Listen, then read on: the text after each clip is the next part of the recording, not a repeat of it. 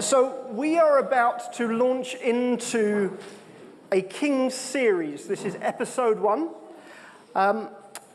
So what I'm going to do today is kind of outline a few things. We're going to talk about... let's see if I can turn this on. It's on.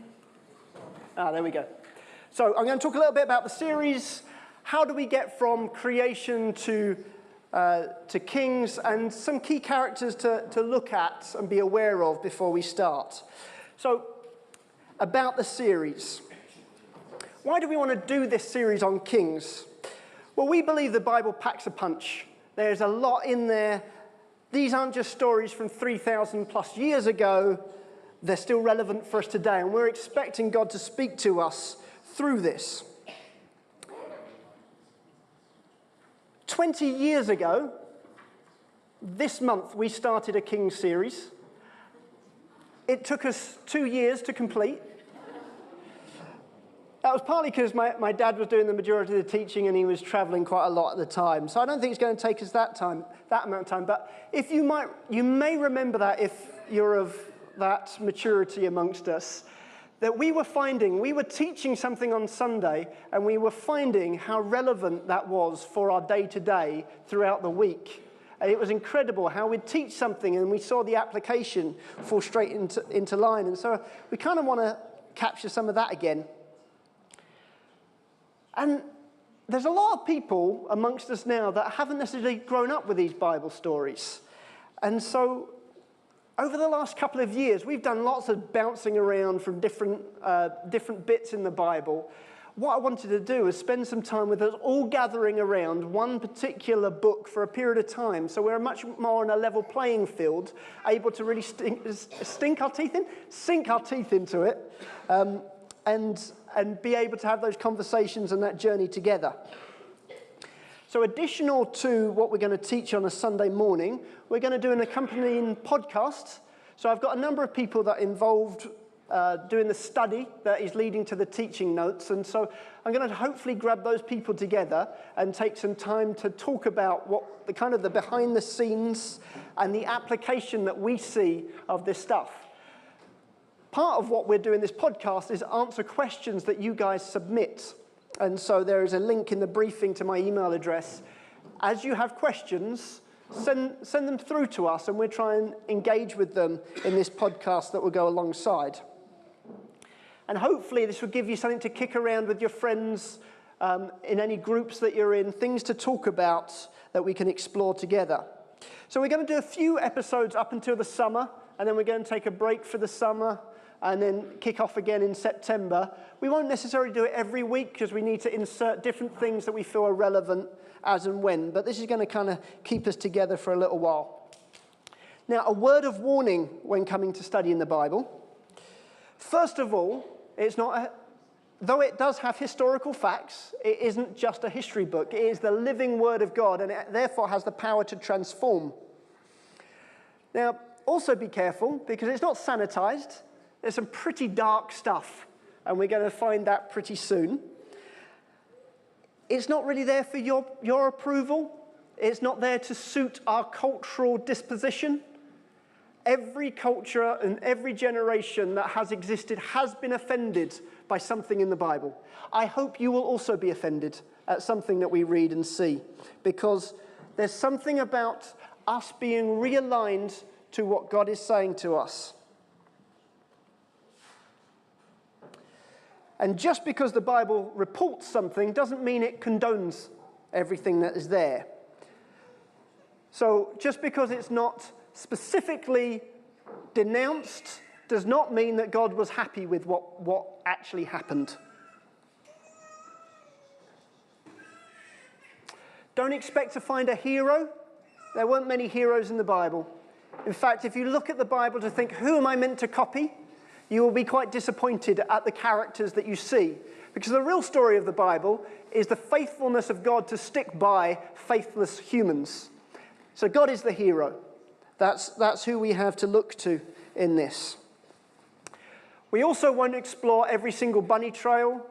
I remember studying once with a guy called Davy Kopp, and I went to his office, which was like a library. It had bookshelf bookshelves covering every single wall, filled with books that were all commenting on the Bible. That one book has inspired all of these other books. There are many different bunny trails that we can go down. We don't have a hope of exploring them all. So we're trying not just to do an isolated study of Kings, but we're trying to work out what is God saying to this particular people at this particular time. So we take that stuff in context. So there you go. That's a little bit about the series. Now, how do we arrive at Kings? Now, I've got a little Prezi for us on this one. It's a different type of presentation. So I wanted to just get us a bit into context. How do we get... Oh, that's gone a bit faster than I wanted to. Right. So here are the key steps in the journey to get us to where we are. So this is a bit of the history lesson for today. So if you didn't like history, I'm very sorry. That's the next little section. But hopefully it will help run a thread through what we're getting to. So the first book of the Bible, we open it with Genesis and creation. So let's have a little look at creation. So God made everything. If you claim to be the best artist, no one will ever know that you're actually telling the truth unless you create something. And then they can look at what you've created and think, wow, you are the best artist. That's where I need to go to if I want to know what an artist should be like. So God created stuff. He started expressing himself through his creation. He made the heavens, the earth, all the planets, these things that we gaze at and write poems about. He created it. He thought it up. All animals, all creepy things, everything, he worked on that. And then he made humanity. And he created man and woman, and he invited them into a relationship that he already had as the three expressions of God, the Father, the Son, and the Spirit. There was already a community in God right before anything was created. So he created mankind, and he said, come be part of this community. That's God's heart, and that runs across the whole of the Bible. His desire to invite us into communion with him. So God created what he did to display what he's like. The Bible talks about that for his glory. Glory is when your attributes are on display. So God wanted to show everyone what he's like because he is the answer to everything. And I talked about this before. If you're out at a restaurant with a friend that's a doctor, and then someone on the next table starts choking, and their loved ones scream, help, is someone here a doctor? And your friend says, I don't want to big myself up. No. Anyone could do this. No, that's not modesty, that's malpractice. If you are the answer to what everyone's looking for, you have to show that. And that's what God does. By displaying his glory, he's saying, you can't live without me. I am here, and my arms are open to you. So he created everything to say, I'm here, come to me. And he created mankind in his image because he wanted to show the world what he's like. So he put that into mankind to reflect what he's like. And then he said, multiply and fill the whole earth. The result of that is little images of God are everywhere. So everywhere you look, you are pointed back to what God is like. It talks a number of times in the scripture that the whole earth will be filled with the knowledge of the glory of God like the waters the sea. So you know the sea because it's water. So you would know earth because it's full of God's glory. You don't see that when you look around today, but that was the intention. So the next bit we get in Genesis is the fall. So Adam and Eve chose to eat of the tree that they were told not to. It wasn't just picking the wrong fruit from the greengrocer.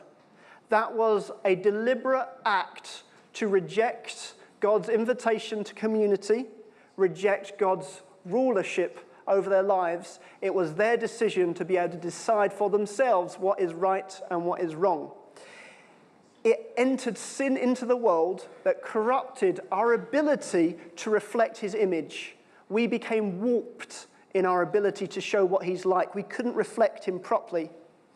But no sooner had man fallen that the promise was made that a seed of the woman, so someone born of mankind, would crush the serpent that deceived Adam and Eve at the beginning, would crush the serpent's head, and the serpent would bruise him on the heel. There's a promise of salvation, redemption, and rescue that came right there, right in the 3rd chapter of Genesis. So, things go downhill pretty quick after sin.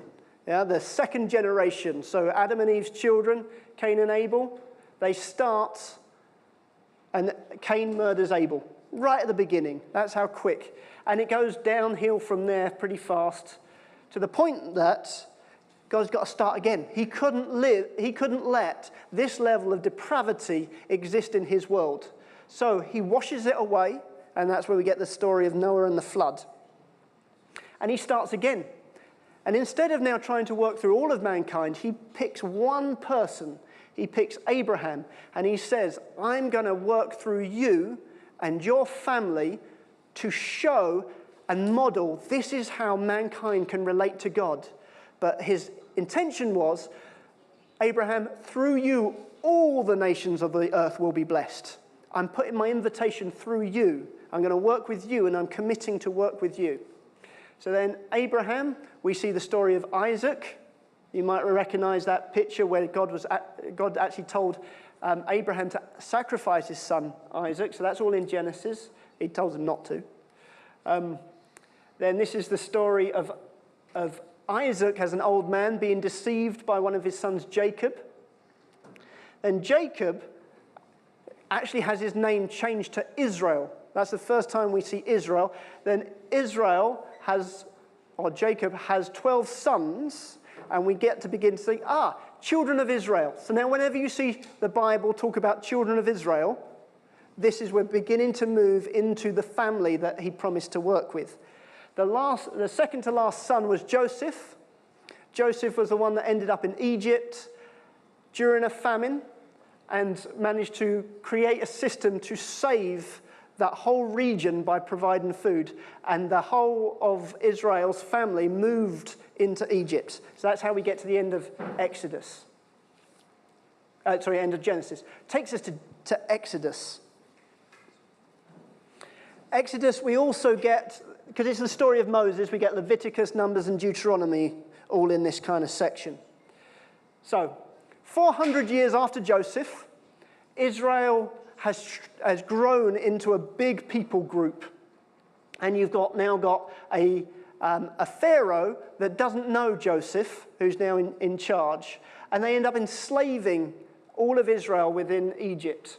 And so God elects Moses, by the story of the burning bush, to say, you're going to go and set my people free. So he goes to Pharaoh. God does all of these signs called plagues as a way of showing God means business now about liberating his people. Eventually, he says yes. Moses leads the people out, including the crossing of the Red Sea. Now, once he's got his people, these is, again, Abraham's sons, all into the wilderness, God gives a couple more invitations. First, he gives the invitation by descending on Mount Sinai, and he's saying, I want you to know that you are my people and I am your God. He's inviting them into that covenant again. The people reject it. They say, no, we're too afraid to come close to God. Let Moses just be our intermediary for us. So they reject the invitation. You also get the opportunity where he's saying, okay, now I'm going to establish you in the land that I promised, the land called Canaan, which is referred to as the promised land. And so they send out some spies to see the land, and the 12 spies come back. 2 of them say, yes, we can do it. The other 10 say, no, the giants in the land, we can't do it. And so the people reject the invitation to take the land and even threaten to stone Moses and the other leaders because of that. So, The focus then for the rest of that section is just raising up the next generation. Moses gives another speech to the children of those that were brought out of Egypt, because all of that first generation that was in Egypt died out because they weren't willing to accept the invitation. So Moses raises up the next generation, takes them to the border to the promised land, and then Moses dies. So we get to Joshua. So Joshua leads the next generation into the land. They cross the Jordan. They have the battle over Jericho, a whole bunch of different stories as they're beginning to take the land that they were promised. But crucially, they didn't take all of it. So, after Joshua, we're introduced to judges. Now, they're not the judges that sit behind a bar like we would know. They are mighty warriors that God raises up at different times. But because they didn't secure the land like they were told to do, it meant they were vulnerable to oppositions coming in. And because they didn't hold to the promises that they'd made to God, their sin allowed them to fall into oppression. So they would cry out to God, and God would raise up a mighty warrior to rescue them. Judges is a really weird book, really crazy stuff. You see people like Deborah and her being a warrior prophet and judge leading people into battle. You get the story of Gideon in there. You even get Samson, who's one of the most despicable people in the world, but God still uses him in mighty ways. So, after Judges, the last judge that we hear is Samuel. He was the last leader. He was also recognized as a prophet. During Samuel's reign, the people demand a king. They say, all these other countries around us, they've got a king. We don't want judges. We don't want God as our leader. We want a proper judge, a proper king. And we begin to move from a bunch of tribes to a nation, the nation of Israel. The first king we see is Saul. So I talked a bit about Saul the other week. Saul was a fascinating character. Right from his coronation, he hid from his own coronation. He did well right at the beginning and brought a big victory over the Ammonites. But then after that, fear of man took over, and he actually started doing things that he was told not to do because he wanted to get people's approval. Samuel came and told him, no, you can't do this. God's going to reject you. And Saul actually grabs his robe and tears it in two as he's trying to stop him leaving. Samuel turns around to him and says, in the same way that you've torn my robe, God will tear the kingdom away from you. He's going to raise someone else up. And so we see that someone else actually being David. And Saul became jealous and mad and tried to kill him. And eventually Saul falls on his own sword in battle at the end of the first book of Samuel. So overlapping with Saul, we see David. So we know the story of David and Goliath. He'd been anointed by Samuel, has some success here and in other battles. But because Saul went crazy, tried to kill him, he had to flee to the wilderness, and he was living out there. But he became a rallying point for all of these other men that were also outlaws of Saul. They became his mighty men. During that time, Saul was hunting him in the caves, and he went to do a dump in the cave. And while he was there, David was able to cut a bit of his robe off to show that I could have killed you, but I meant you no harm. David saw the return of the ark to the center of the leadership in Jerusalem. But and at that, just after that, God makes a promise with him, similar to he made with Abraham, that I'm going to keep one of your sons on the throne at all points. And that's where we begin to see this idea of the Messiah coming out of the line of David. And you see that Jesus was actually in David's genealogy. But then this is where David really messes up. So he's on his rooftop and he spies this woman called Bathsheba who is bathing on a rooftop. He finds out who it was, discovers that she's the wife of one of his soldiers that is currently on the front line fighting for him. He calls her over, he has sex with her, he gets her pregnant. When he realizes she was pregnant, he calls back Uriah, her husband, from the front line in the hope that he will have sex with his own wife and then could pass the pregnancy off as his. But Uriah would refuse to have sex with his own wife because he's saying, my brothers in arms are fighting. I can't be enjoying home life here while they're out fighting.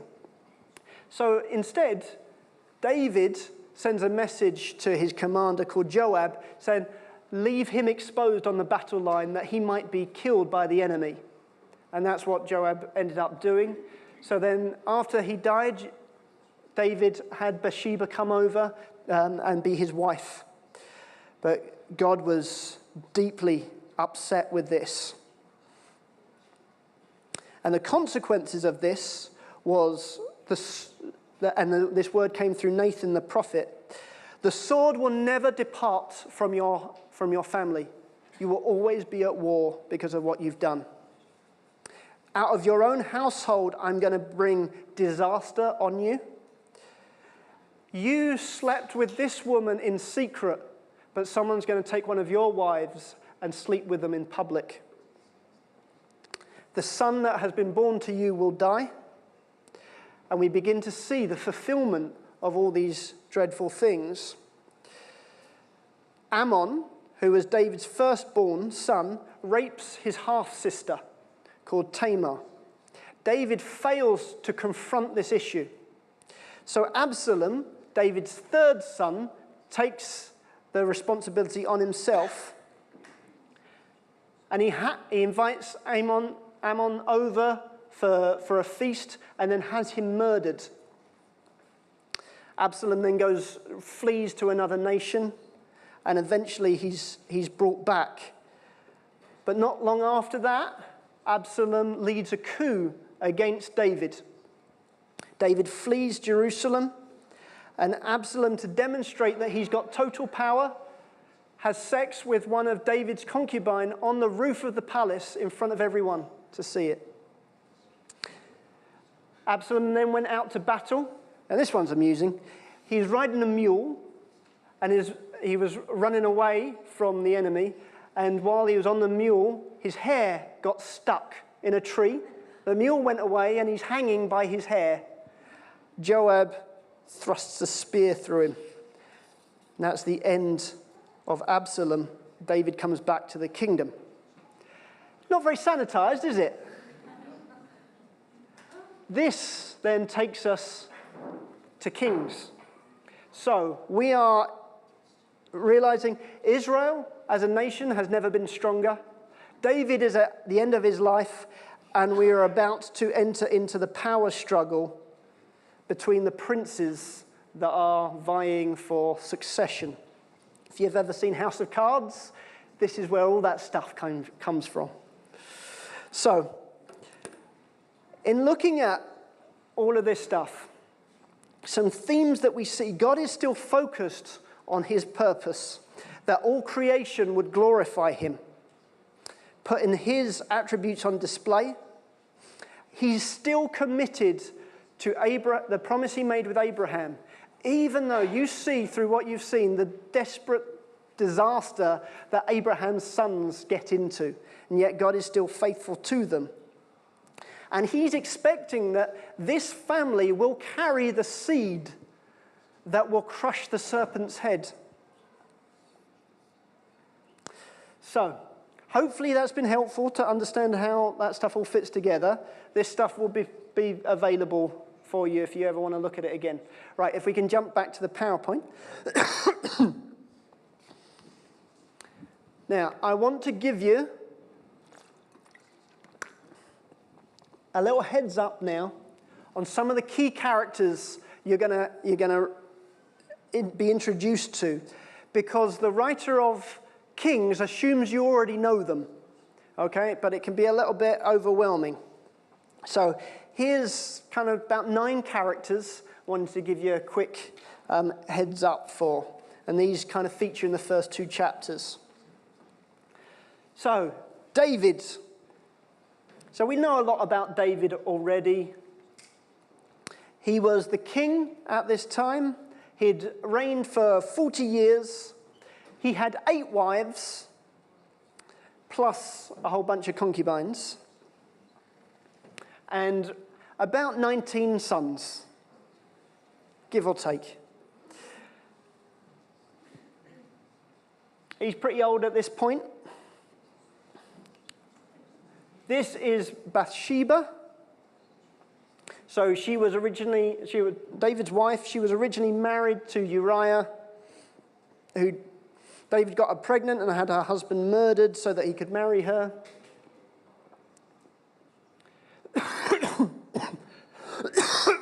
Her first son dies. She is the mother of Solomon, who, spoiler, will become the king. God actually names him via the prophet who was the one that confronted David, which is quite significant. So that prophet was called Nathan. So Nathan was the prophet. So the prophet was there to serve the king, speak into the rulership of government through all of that period. So he was the one that God spoke through to say to David, you're not going to be the one that builds the temple, but I will make this promise that I will never leave your family. I will always love them. I will correct them when they need it.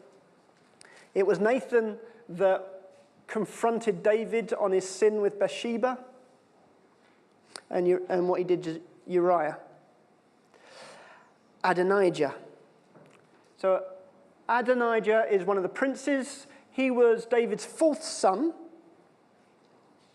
And he was assuming he was next in line. Let me just jump back on that one.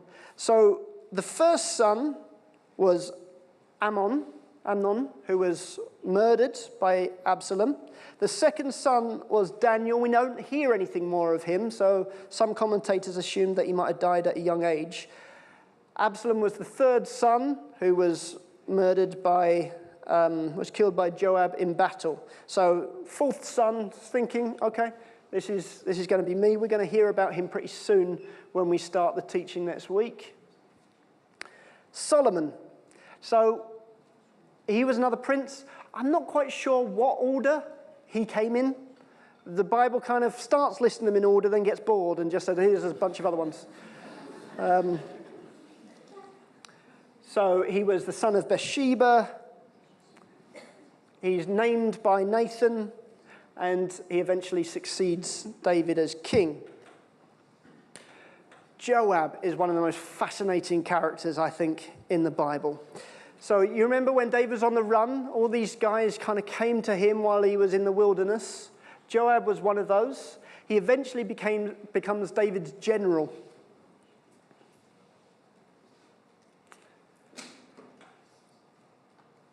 He was pretty ruthless. So he murdered Abner. Now, Abner was Saul's general. So while David was on the run and Saul's men were hunting David, Abner was kind of the opposition to Joab's position. Then after Saul died, Abner was working with one of Saul's sons and trying to help him fight David. But Saul's son really upset Abner. So Abner came and started having peace talks with David. And he said, you know what, we could work this. I could bring all the nobles onto your side, and we could bring you into your rightful role as king. But during a previous battle between Joab and Abner, Joab's brother had been chasing Abner, who was riding on a chariot. For some reason, this guy, Joab's brother, was super fast and was catching up with him and wouldn't leave him alone. So Abner says, stop chasing me, or I couldn't look at your brother if I have to kill you. But he doesn't stop. So he thrusts the butt end of the spear through Joab's brother and kills him. Joab doesn't take to this very well, and he harbors this bitterness towards Abner. So when he hears that David has been having these peace talks with Abner, he's saying, what are you doing? You had him in your hands, and you didn't dispatch him. And David's saying, no, we're working on something here. So Joab goes and says, oh, Abner, let's have a little conversation together. When he comes close to him, he kills him. He stabs him. And he takes out Abner. That really upset David, because David thought this was going to be the end of the war.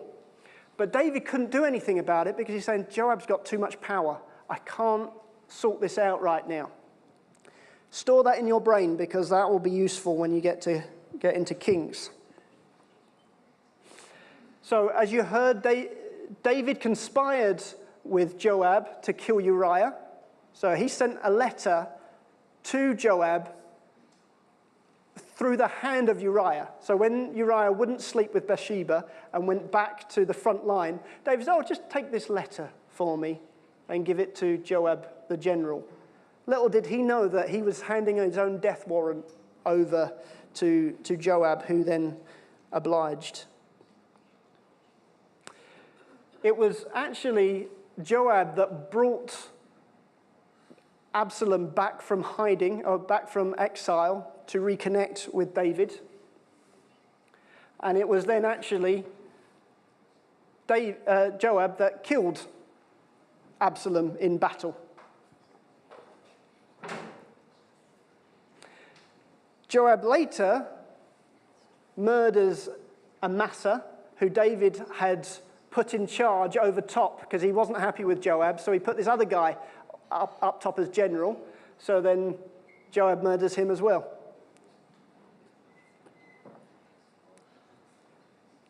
He actually tried to dissuade David from doing this census, counting up all of his military. He said God wouldn't want you to do that, but David overruled him, and David and the kingdom were punished because of that, which makes him a fascinating character. Was he a good guy? Was he a bad guy? Did he have any good bits, any bad bits? And finally, we see that in the beginning of Kings, when Adonijah declares himself as king, Joab joins him. Right. Abiathar and Zadok, they were the priests. Abiathar actually joins David while he's in hiding because Saul had done a massacre of a whole bunch of priests. Abiathar was one of the ones that escaped and came and served David. And he served David while he was in the wilderness, and Zadok also appeared there. And then once David ascended to the throne, they continued to serve him there. When David fled Jerusalem because of Absalom's coup, he actually tried to bring the ark out towards David. And David said, no, I'm not going to use the ark as my good luck charm. Leave the ark in Jerusalem, but go back and be a spy for me. And they were spies for David, letting him know what was going on. Abiathar decides to join Adonijah when he declares himself king. Zadok doesn't. Zadok does not join at that point. Benaiah. So another of the mighty men, so I guess he's kind of like a captain, definitely an officer in the army. He did some pretty impressive things when you look at some of the mighty men. So he killed Moab's two mightiest warriors. They were giants. He took them both on. He went down into a pit on a snowy day to wrestle a lion. I've heard it taught that war used to happen in the springtime. So if you want to keep your skills ready for battle, you've got to find something to do when it's snowing. And so he decided to wrestle a lion. So could be that was his gym.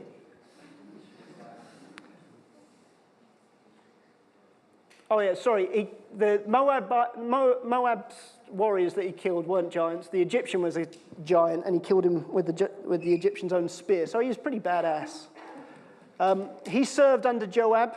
He had a particular group that he was responsible for, and he chose not to join Adonijah. So, that was your history lesson. You are now all set up for episode 2 of the King's Study, which will be open in the book, and we'll begin to work through verse by verse and see what God says to us during that time. I was trying to think, what response do I offer you coming out of this? I think God shows his faithfulness to remain by very unfaithful people. It's not down to our ability to live up to what God wants. And that's something that I just give God thanks for. Thank you for not requiring perfection, because I've never lived up to that. But also what we have, what those guys didn't have, we have the indwelling of the Spirit of God that enables us to live how he calls us to live, not in order to get his love, but because we have his love. So if there's any response that I could think of, thank you, God, that you have been faithful and that you offer us something to live by today. And we can continue to be part of your purpose on earth, which is to display what you are like, because you are the answer that this desperate, dying world is looking for. James.